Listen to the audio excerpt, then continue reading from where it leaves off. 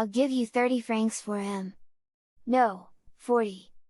A discussion commenced, but Vitalis soon stopped it by saying, "This doesn't interest the child, let him go outside and play." At the same time he made a sign to Barberin. "Yes, go out into the yard at the back, but don't move or you'll have me to reckon with." I could not but obey. I went into the yard, but I had no heart to play. I sat down on a big stone and waited. They were deciding what was to become of me. What would it be? They talked for a long time. I sat waiting, and it was an hour later when Barberin came out into the yard. He was alone. Had he come to fetch me to hand me over to Vitalis? "Come," he said, "back home." Home? Then I was not to leave Mother Barberin? I wanted to ask questions, but I was afraid, because he seemed in a very bad temper. We walked all the way home in silence. But just before we arrived home Barberin, who was walking ahead, stopped. "You know," he said, taking me roughly by the ear, "if you say one single word of what you have heard today, you shall be smart for it. Understand?" Chapter 4. The Maternal House. "Well," asked Mother Barberin, when we entered, "what did the mayor say?" "We didn't see him." "How? You didn't see him?" "No, I met some friends at the Notre Dame Cafe and when we came out it was too late. So we'll go back tomorrow." So Barberin had given up the idea of driving a bargain with the man with the dogs. On the way home I wondered if this was not some trick of his, returning to the house, but his last words drove all my doubts away. As we had to go back to the village the next day to see the mayor, it was certain that Barberin had not accepted Vitalis' terms. But in spite of his threats I would have spoken of my fears to Mother Barberin if I could have found myself alone for one moment with her, but all the evening Barberin did not leave the house, and I went to bed without getting the opportunity. I went to sleep thinking that I would tell her the next day. But the next day when I got up, I did not see her. As I was running all around the house looking for her, Barberin saw me and asked me what I wanted. "Mama! She has gone to the village and won't be back till this afternoon." She had not told me the night before that she was going to the village, and without knowing why, I began to feel anxious. Why didn't she wait for us, if we were going in the afternoon? Would she be back before we started? Without knowing quite why, I began to feel very frightened, and Barberin looked at me in a way that did not tend to reassure me. To escape from his look I ran into the garden. Our garden meant a great deal to us. In it we grew almost all that we ate, potatoes, cabbages, carrots, turnips.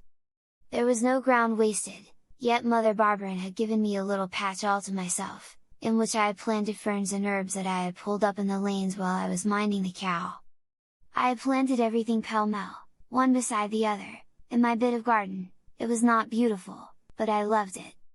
It was mine. I arranged it as I wished, just as I felt at the time, and when I spoke of it, which happened 20 times a day, it was my garden. Already the jonquils were in bud and the lilac was beginning to shoot, and the wallflowers would soon be out. How would they bloom?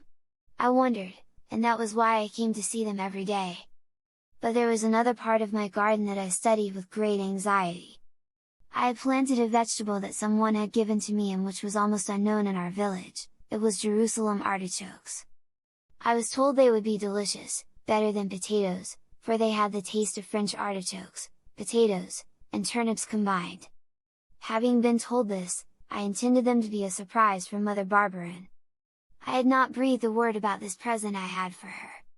I planted them in my own bit of garden. When they began to shoot I would let her think that they were flowers, then one fine day when they were ripe, while she was out, I would pull them up and cook them myself. How? I was not quite sure, but I did not worry over such a small detail. Then when she returned to supper I would serve her a dish of Jerusalem artichokes. It would be something fresh to replace those everlasting potatoes, and Mother Barberin would not suffer too much from the sale of poor Rousette. And the inventor of this new dish of vegetables was I, Remi. I was the one. So I was of some use in the house. With such a plan in my head I had to bestow careful attention on my Jerusalem artichokes. Every day I looked at the spot where I had planted them. It seemed to me that they would never grow. I was kneeling on both knees on the ground, supported on my hands, with my nose almost touching the earth where the artichokes were sown, when I heard Barberin calling me impatiently. I hurried back to the house. Imagine my surprise when I saw, standing before the fireplace, Vitalis and his dogs. I knew at once what Barberin wanted of me. Vitalis had come to fetch me, and it was so that Mother Barberin should not stop me from going that Barberin had sent her to the village. Knowing full well that I could expect nothing from Barberin, I ran up to Vitalis. "Oh, don't take me away! Please, sir, don't take me away!" I began to sob. "Now, little chap," he said, kindly enough, "you won't be unhappy with me. I don't whip children, and you will have the dogs for company. Why should you be sorry to go with me? Mother Barberin." "Anyhow, you're not going to stay here," said Barberin roughly, taking me by the ear. "Go with this gentleman or go to the workhouse. Choose." "No, no! Mama! Mama! So, you're going to make me mad, eh?" cried Barberin. "I'll beat you good and hard and chase you out of the house. The child is sorry to leave his mama, don't beat him for that. He's got feelings, that's a good sign. If you pity him he'll cry all the more. Well, now to business." Saying that, Vitalis laid 8 5-franc pieces on the table, which Barberin with a sweep of his hand cleared up and thrust into his pocket. "Where's his bundle?" asked Vitalis. "Here it is," said Barberin, handing him a blue cotton handkerchief tied up at the 4 corners. "There are 2 shirts and a pair of cotton pants. That was not what was agreed, you said you'd give some clothes. These are only rags. He ain't got no more. If I ask the boy I know he'll say that's not true. But I haven't the time to argue the matter. We must be off. Come on, my little fellow. What's your name?" "Remi." "Well, then, Remi, take your bundle and walk along beside Capi." I held out both my hands to him, then to Barberin. But both men turned away their heads. Then Vitalis took me by the wrist. I had to go. Ah, our poor little house! It seemed to me when I passed over the threshold that I left a bit of my body there. With my eyes full of tears I looked around, but there was no one near to help me. No one on the road, and no one in the field close by. I began to call, "Mama, Mother Barberin!" But no one replied to my call, and my voice trailed off into a sob. I had to follow Vitalis, who had not let go of my wrist. "Goodbye and good luck!" cried Barberin. Then he entered the house. It was over. "Come, Remi, hurry along, my child," said Vitalis. He took hold of my arm and I walked side by side with him. Fortunately he did not walk fast. I think he suited his step to mine. We were walking uphill. As I turned I could still see Mother Barberin's house, but it was getting smaller and smaller. Many a time I had walked this road and I knew that for a little while longer I should still see the house, then when we turned the bend, I should see it no more. Before me the unknown, behind me was a house, where until that day I had lived such a happy life. Perhaps I should never see it again. Fortunately the hill was long, but at last we reached the top. Vitalis had not let go his hold. "Will you let me rest a bit?" I asked. "Surely, my boy," he replied. He let go of me, but I saw him make a sign to Capi and the dog understood. He came close to me. I knew that Capi would grab me by the leg if I attempted to escape. I went up a high grassy mound and sat down, the dog beside me. With tear-dimmed eyes I looked about for Mother Barberin's cottage. Below was the valley and the wood, and away in the distance stood the little house I had left. Little puffs of yellow smoke were coming out of the chimney, going straight up in the sky, and then on towards us. In spite of the distance and the height, I could see everything very clearly. On the rubbish heap I could see our big fat hen running about, but she did not look as big as usual. If I had not known that it was our hen, I should have taken her for a little pigeon. At the side of the house I could see the twisted pear tree that I used to ride as a horse. In the stream I could just make out the drain that I had had so much trouble in digging, so that it would work, a mill made by my own hands. The wheel, alas! Had never turned, despite all the hours I had spent upon it. I could see my garden. Oh, my dear garden! Who would see my flowers bloom?